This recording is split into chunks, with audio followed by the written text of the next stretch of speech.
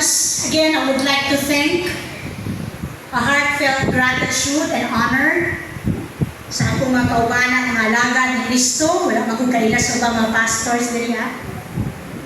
My heartfelt acknowledgement sa akong kauban sa pagtuo, Bishop Joe Valenzuela, Bishop Pastor Emilda, sa Ivana, sa mga anak. Salamat kayo sa tanang pastors, mga igsuunan. Isa raman yun ka, isa kung saon ninyo, digid mo kalimot, igsuon yun ka, diha kay Kristo. Amen! Naglaylay forma sa atong nawo. But as God breathed the breath of life upon creation, gihoy pa natantanan sa Espiritu sa Diyos. Amen. Kaya ayaw ingon, kayawan ko, yawa ko, di na gyud ko mabago, kay paghimo, paghulma ni Lord sa imuha, gihoy pa naka Espiritu sa Diyos. And back to Galatians 22:23, ang talang Espiritu sa Diyos, adunay gugma, kalinaw, self-control, patience, long-suffering, tanan nagpakita og gugma. Ang talang wala dito, dili na nimo original na Espiritu. And karong hapon na atong pangayoon sa Ginoo nga kana siya mawala ug ang atong sentro sa kalipay maulang gyud ang paghimayong sa atong Dios. Hallelujah! And so let me bring you to the Word this afternoon. Yan ako, Lord, as I kneel down, unsa man gusto nimo pagkaon ihukad sa gatagak-tagakpan, Lord. As we face 2025, bagulan na human ang election. Nahanlok ta probably basig ang atong gipangbutuhan, dili nila ma-perform ang ilang mga responsibilidad o responsibility. Nahanlok sa ta probably sa estado sa ekonomiya karon, gamay ang sweldo, daghan og demand sa atong pamilya. Nagkataas ang tuition fee, nagsigig kamatay ang atong pamilya, walay kapalit og kape, daghan dahil tabi kabalaan. Amen? And right this afternoon, God is telling you with the message, face your fears the Lord's way. Amen. Ato mga ang imong kahadlok diha sa Ginoo. Amen. Daghan ka gikahadlukan as you sit down in your chairs. Bayaran kutlanan sa tubig. Lord, imo ni bayarin. Bayaran sa kurente. Bayaran sa motor, embargohon na kay 6 months ng delay. Bayaran sa sakyanan kay embargohon na kay naa nahundang nagtrabaho wa na ikabayad. Bayaran sa sakyanan, bayaran sa mga utang, mga lending, daghan kaayo maningil, daghan kaayo ta gikabalaan, mapahuman pa ba yan ako ni ako ang estudyante, ang isa ka testimony ganiha nga the mama cried in tears kay nakapahuman siya sa iyang anak. Amen. I'm telling you, nagtukod kag simbahan, wa ka masalig kung saan mo ipagpadaghan, daghan ka kayo tagi kabalakan. Tama ka rin. But right this afternoon, I'm going to teach you the secret for us to continue until sa pagbalik sa Ginoo na makaingon ka, I am a good and faithful servant. Now, let me bring you to the title, Face Your Fears the Lord's Way. Ato ba nga ang imong kahadlok uban ang Ginoo? When we say fear, fear is an unpleasant emotion caused by the belief that someone or something is dangerous, likely to cause pain or a threat. Daghan kaayo pwede nato kahandungan. Amen? Because life is unpredictable. Pati ang kamatayon, wag tayo kasayuran, kanusta mo bisita. But today, we will be facing our fears the Lord's way. Adunay saad ang Diyos kanako, ingon siya sa pulong sa Isaiah 41:10. So do not fear, for I am with you. Igsoon, kabalo mo, the secret for you not to fear is in the Bible. Amen. Ang yawa gakawat sa imong time, di ka kawasa sa sekreto. Maunang ganda, ato ba nga ang yawa nga mabasa ka sa imong Biblia. Probably, ang uban dili ayaw kabahin ako, first things first na akong pasahin ko. Probably na ay newcomers dili. Probably na ay dili pa kayo hangtong, mukhaon sa mga grabe pagkaon sa lamignon. Mga yun ako daag, sorry. But I'm telling you, once my mouth is open, the Lord is speaking to you because He loves you so. Amen. Please don't count it against me. Count it as joy and a gift coming from the Lord. Amen. Amen. Do not fear, for I am with you. Do not be dismayed, for I am your God. I will strengthen you and help you. I will uphold you with my righteous right hand. Nasa iyo ka mo, right hand. Anaon ka sa Ginoo with my righteous right hand. Wow. Yeah. Labi ka, Pero kinahanglan nato ni masabtan nga pag si Lord ang musaad, dili gyud siya mubalik sa iyang saad, ug dili gyud makakon si Lord sa iyang mga saad. Palakpakan. Ano kaning pulunga dili ka manifest ka nato?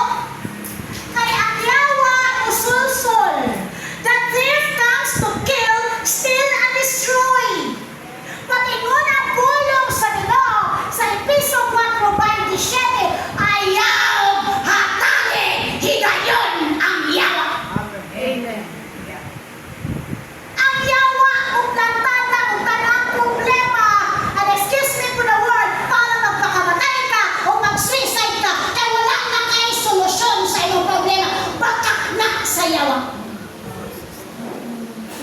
The last thing a Christian should do to face your fears is humble yourself before God and He will lift you up. Amen. Lord, walay klaro ang income sa akong bana, Ginoo. Makapahuman pa ba kaya ni og college, Lord? Psalms 37:4 says, delight yourself in the Lord, and He will grant you the desires of your heart. Matthew 6:33 says, seek ye first the kingdom of God and His righteousness, and all these things shall be added unto you. Kinsa tong pulong? Mahimo kang mahadlok sa imong kinabuhi, kay wala nimo tinudanay kituohan kakamhanan ang pulong sa Ginoo. Amen. Yeah. Mauna, I'm telling you, face your fears the Lord's way. Amen. Kinsay na ay mga problema, taas lang na mo. Dili lang ni sa kwarta atong problema. Mga membro, emosyon, physical, atay mga stress, tanan.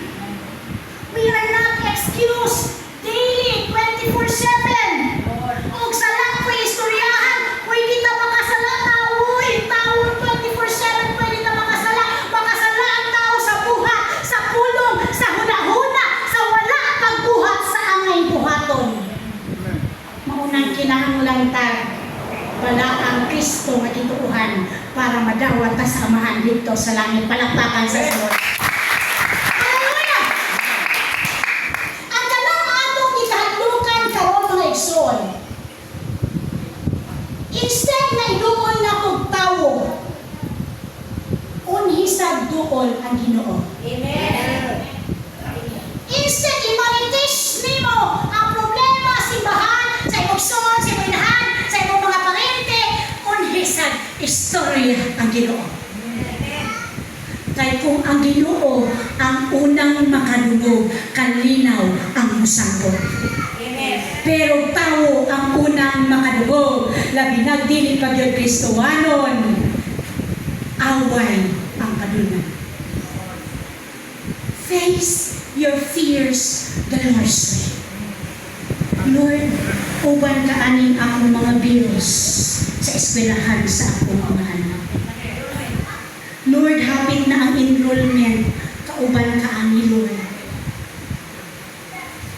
When we face all our problems, kauban si Lord, dili ta magsulusulo, gaan kaayo ang atong kinabuhi.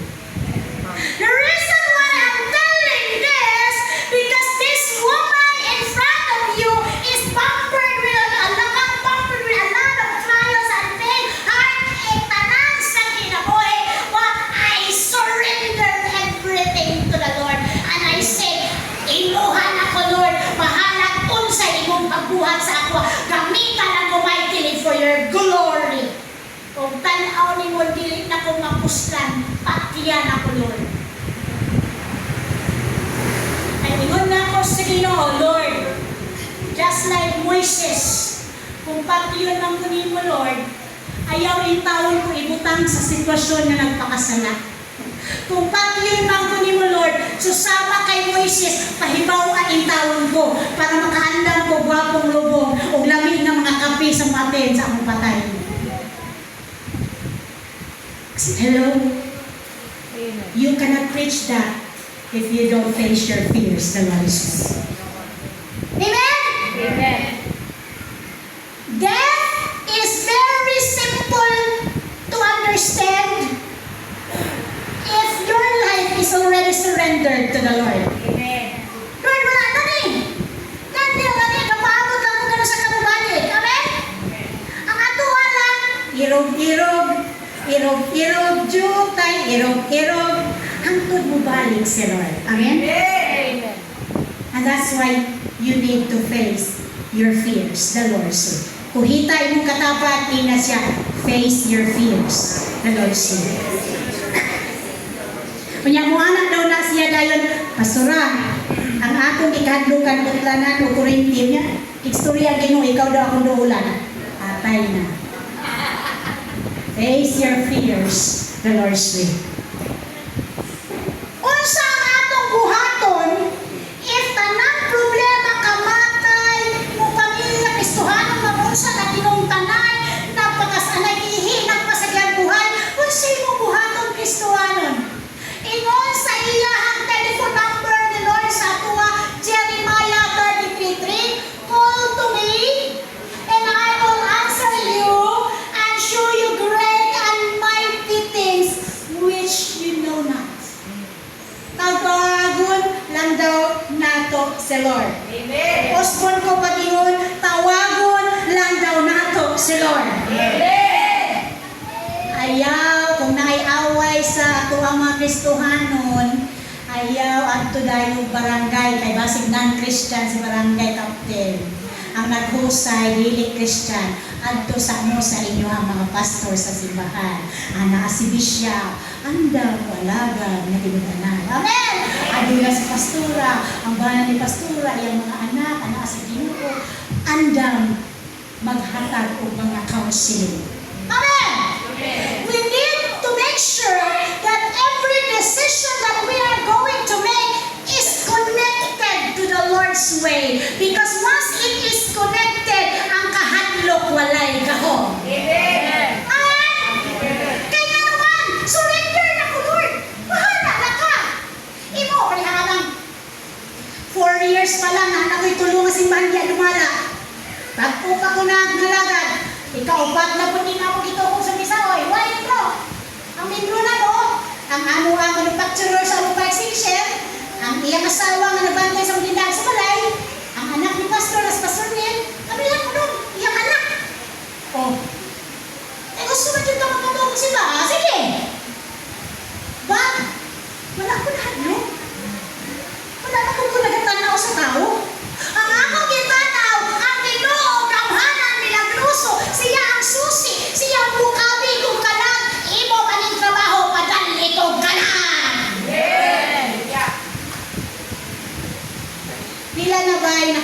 pagkalag diri sa Tagakpan Church.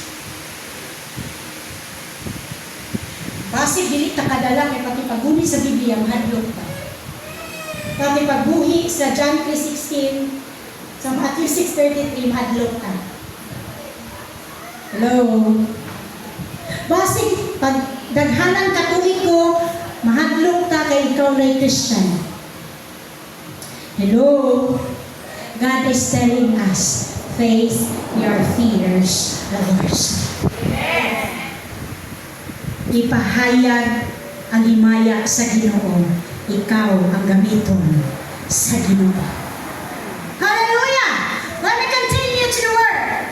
Ingon siya, tawagan ako. Naman awitan ako to me. And I will answer thee and show thee great and mighty things. Ano sa daw? Dili mighty na si Galileo, ha? Natawa sa buhay. Mighty things, dinagkong butang. Kinsa pa nag-expect o dinagkong butang? Ginundahan na nila sa Ginoo? O yato na nila store ko na. If you want mighty things, awiti din.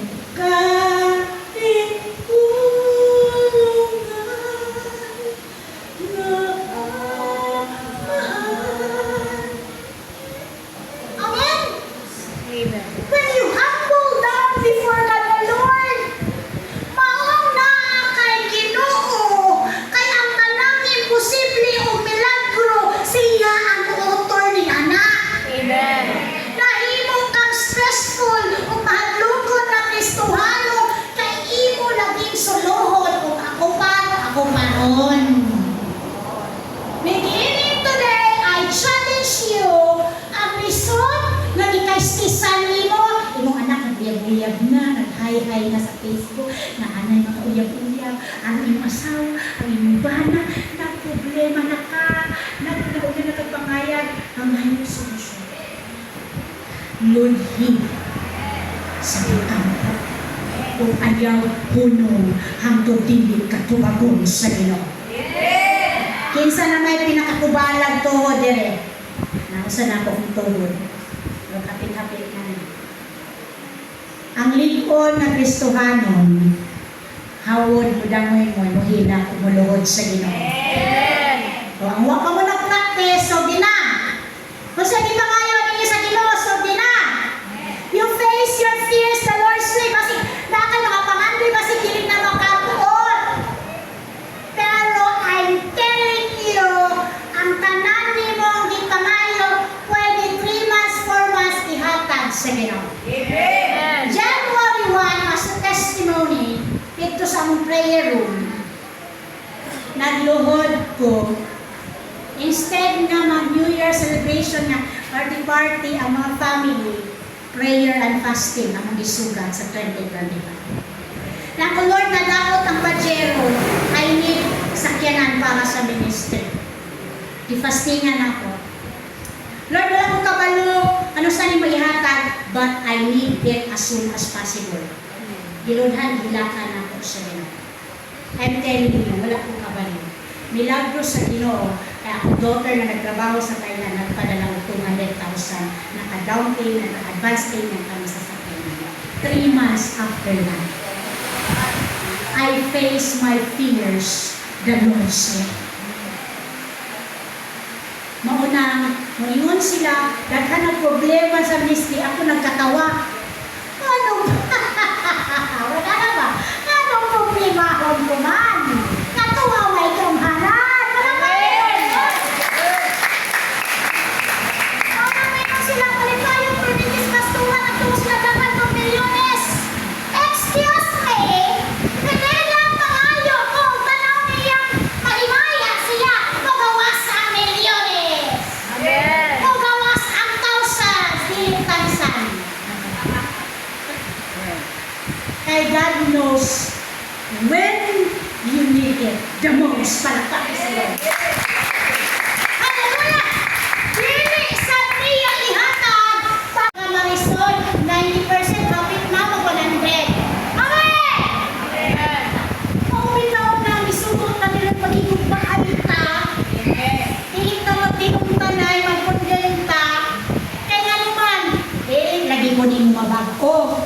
dili sa nako mabago si Pastor Diyos, si Pastora Imelda. Dili ta mo mabago, but the Holy Spirit can do magic to change your life. Palakpakan ang Diyos!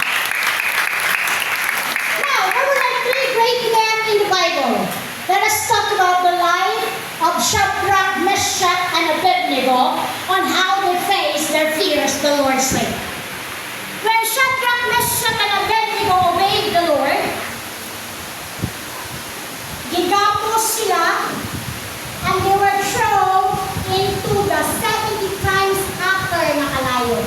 Tungkol sa kainit, pati ang gwardya sa prisuhan na kaso. That's 70 times after. He throws sila into a fiery furnace.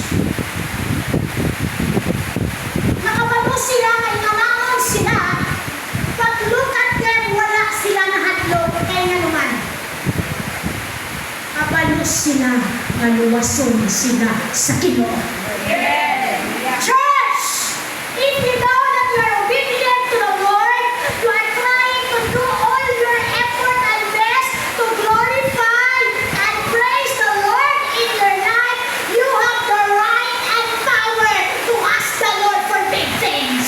And He will give it really not Amen. Shadrach, Meshach, and Abednego. These were three men in the Bible that teach us this afternoon that we need to face our fears the Lord's way.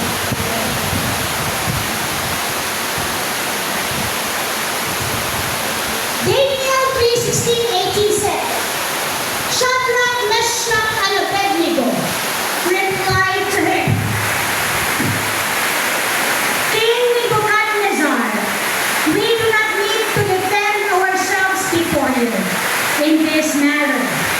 If we are thrown into the blazing furnace, the God we serve is able to deliver us from it, and He will deliver us from your majesty's hand. This is the best thing. Listen.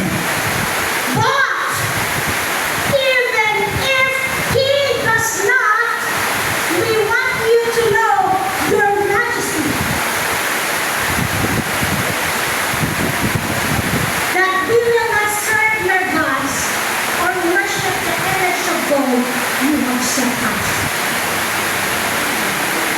Tanawa ang heart ni Shadrach, Meshach, and Abednego. Maski bando, maski baking Nebuchadnezzar, o dili niluwason sa Ginoo, dili jud ni luyokbo sa inyong ribulto. Dapat Kristohanon ingala kata sa atong pag-alagad sa Ginoo. Moabot ang paglutos kanato ni everything is digitalized na sa kalibutan. Probably dili na makapalit kung wala kay mga chip sa lawas, kung walay mata sa atong agtang, kung walay mga machine na mukuan sa atong lawas, kung dili na makapalit og pagkaon. What will you do in those trying times? That's why I'm telling and preparing you today. Pamatay na nilawas nato, ayaw i-give up si Kristo, mga ko'y muluwas sa inyong kanan. Amen. Amen. Amen. Praise the Lord. Ay daghang na kaayong unos ang kalibutan to treat Christians. But you need to face your fears. Guniti gid na ang inyong kahadlo nga gigid mo mabilin sa rapture. Kitang tanan mang-ambot ka sa Ginoo. Amen! Amen. Inna imo katapat maski di tubagon sa Ginoo akong pag-ampo mo padayon ko alagad sa Ginoo. Amen mo tapat. Iman iki niya tawong. Kasi kung baksay na ito umaga, nalakpakan sa natin si Lord. Hallelujah! How to stand here? Hallelujah! Let's take a look. Maski pagdaghang mga Kuan yaw-yaw na mga pagdaot. Kay Praise the Lord. Kabalo mo igsoon. For how many years serving in the ministry? Daghan kaayo, di ba? Ang himaraot, pangdaot sa akong kinabuhi. Kung sa imo sa pulong, yun ang kumatarong kaya naman. Ginabara dahil akong pulong sa Ginoo. Consider it pure joy if you experience a lot of tribulation. Kaya yun o, pasalamati ang tanang utang kay kini kabubukol sa Diyos ngadto kay Kristo Jesus. Ano na inahan ganina? Ano wala ang iyang anak kay nani? Kanya later on natin plano ang Ginoo. Listen, kung tanaw ninyo wala mong kasabot sa dagan sa inyong kinabuhi. Kung tanaw ninyo wala may pakialam ang Ginoo sa ligid ang kasing-kasing sa Ginoo. Sa ligid tanunay ang kasing-kasing sa Ginoo. Because once God is silent, He is doing surprises for you. Palakpakan God. Sa tingnan in the Bible, let's take a look at the life of Daniel. How he faced his fears. Grabe, ka-devoted ni Daniel sa atong Ginoo. Kay napod, napod siya muyukbo sa ilang mga bolto. Ipalabay napod siya ni King Darius sa langod sa leon. O ikaw po, Pastor Anilda, dere ka, Anilda, madimpad kasi hindi mo ha. Nakuha ka na ako dere. Ang duha pas kumitisyak ko. Sige, patuod mo dito. Hindi lalim. But this message teach us this afternoon, mas rooted na ang imong magtuo sa Ginoo, mas ipag-iaw sa kanitos bungkan labay ni nakamaadlo. Amen! Ang kanto gani mag-amen pa. Ako suka amen na dito madlo. Once again, kung grabe na ka-rooted ang imong magtuo sa Ginoo, wala na kay kahandong mas ipag-ibalang ka dito sa bungkan. Amen. Isang ka yan. Makiiba ka. Isang ka ta. Amen. For the Lord, isang ka dapat. Amen. Palakpakan natin. Hallelujah. Look. Ako mong i-inspire kung sa si Lord mag-protect sa ako. Shadrach, Meshach, and Abednego, kilabay sa kalayong init. Apan si Lord nagpalunga, wala sila mapasok. Ang Diyos na to sa una, ug hangtod karon makulang gihapon. Daniel, gilabay sa langom sa leon, pwede tayo matuloy pa lang ang tiil-tiil paak na putol na. But listen, tungod kay si Daniel, giatumaman lang kahatlong na nauban ang Ginoo, ang leon na natulog ra, wag yun maunsa si Daniel, makulang gihapon ang Diyos na to karon.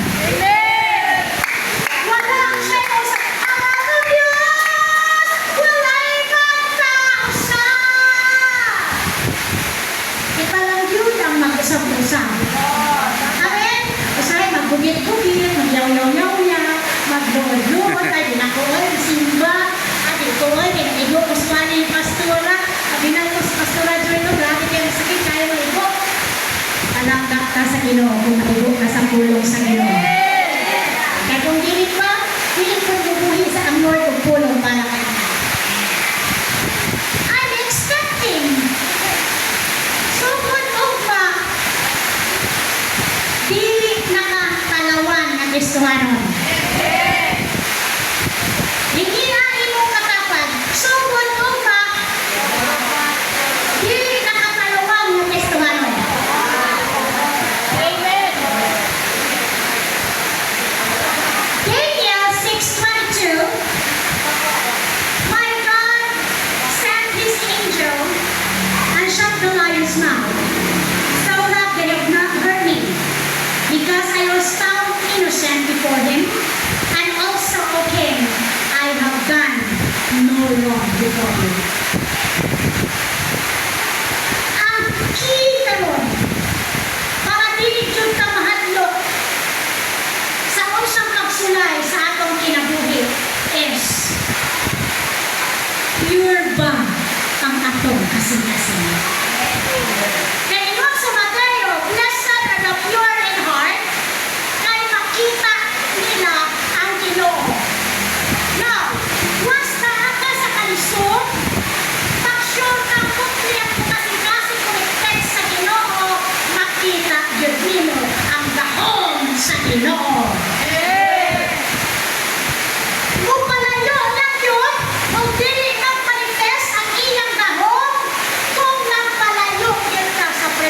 siya ni Lord. In God's presence, there is rescue. In God's presence, there is death demolition. In God's presence, there is security and eternal security. Amen! Hallelujah! The third one, let's focus on how Gideon faced his fears. Sadyang sulungon na sila Gideon sa gubat na ilugon ang ilang nasod. Gideon is a great warrior, son of Joash. Gideon was judged and a mighty man of war in Israel. He was the youngest of a poor family from the tribe of Manasseh. God told him to deliver Israel from the oppression of the Midianites. The Judges 6:14 to 16. Now, after 7 years of oppression, the Israelites confessed their sin and sought God's intervention. God answered by giving them another deliverer. The secret for us not to face our fears victoriously is to confess our sins and to purify our hearts. Once we suman, Lord, akong bakbaga, akong nagabi, Lord, kamaot, Lord. Sino ako, Lord? Di, Lord, kulipay ako, Lord, kayo. Inanak lang gusto na, Lord, mamarayig lang kasaya kami, Lord. Lord, magbinado kayo ko, Lord. Kabawin lang dito ang Lord. Kamano mo pag madungog siya siyang pangalan? Diwa siya mukalit o duko sa inyo. Ay nung luwa akong babae, pakaitan lang ko sa siksik sa sanina sa Diyos, papaayog yun ang akong palakian. He went to a lot of expert doctors. He even igastos na niya kanang niyang mga kaptangan pag wala din siya maayo. But the woman's faith held her in a state of sickness. Makahawid lang mo sa sigsig sa Ginoo. Impas ka na una. Hallelujah! Ang kanilang istorya nila, o di man mo ito, manipis lang, hindi mag-manifest. Manipis lang, dili kadulot. Amen! Anak sa ka dapat makita sa presensya sa Ginoo. Pakahawid lang mo sa sigsig sa kanina sa Ginoo. Mamaayo ang aking halapitan. Hallelujah! When the angel of God appeared to Gideon, he said, "The Lord is with you, mighty warrior." Sa lahat sa mga pagsulay, timan inisulti ni God kay Gideon. Sa diyan na perfect ni God Gideon, we need to face our fears, the Lord said. Our confidence. Joshua 1:9. Ngayon dapat pili ka, mahalok ang iyong kapulong, have I not commanded you? Be strong and courageous. Do not be afraid, do not be discouraged, for the Lord your God will be with you wherever you go. Bisag mamalingki mo, bisag manglabada mo, bisag asa mo maadto, your only present God is with you 24/7. Palakpakan sa Lord. Nag-inom ng talang, hallelujah! Oh God, we thank you for your word. You're raising brave and warriors for the kingdom this afternoon. Lord, plant this word in their hearts, that they will always face their fears your way. Ako galing ang worship team. Ato ko makawin ko ng mga pusang lino. Hallelujah! In the coming tribulations, in the coming days, it's so inaladaghang pagsulay ang kalibutan ni Hatag.